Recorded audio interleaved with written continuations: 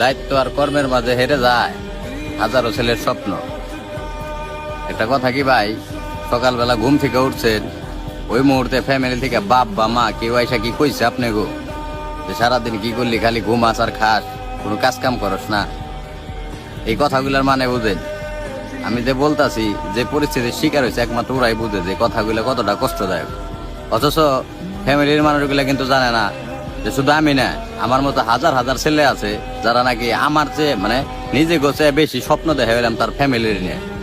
আমি মনে করি বেশিরভাগ পোলাপানেরই আমাকে মতো যারা মধ্যবিত্ত করে সন্তান, বেশিরভাগ পোলাপানেরই নিজের চেয়ে বেশি স্বপ্ন তার ফ্যামিলি নিয়ে। কবে বাপমার কাছে কিছু টাকাই না দিতে পারুম, কবে হ্যাগো হাসি মুখটা দেবুম, কিন্তু এটা কিন্তু আবার ফ্যামিলি বুঝে না ভাই। আমি মনে করি এরকম বহুত মানুষ আছে ভাই, এই প্রতিনিয়ত ভাই মনে করেন যে এই টর্চারের শিকার হইতেছে। আমাকে কিন্তু কোনো অপশন দেয় না, আমাকে কিন্তু বাইরে থেকে কিছু টাকা পয়সাও দেওয়া হয় না যে একটা কিছু করো বা একটা লাইন ধরাই দেয় না। তাগো একটা কথাই যে তোমরা কিছু কইরা নাও, এই যে কথাগুলা ভাই, এইগুলা মনে করেন যে যারা পরিস্থিতির শিকার হয়েছে একমাত্র ওরাই বুঝে।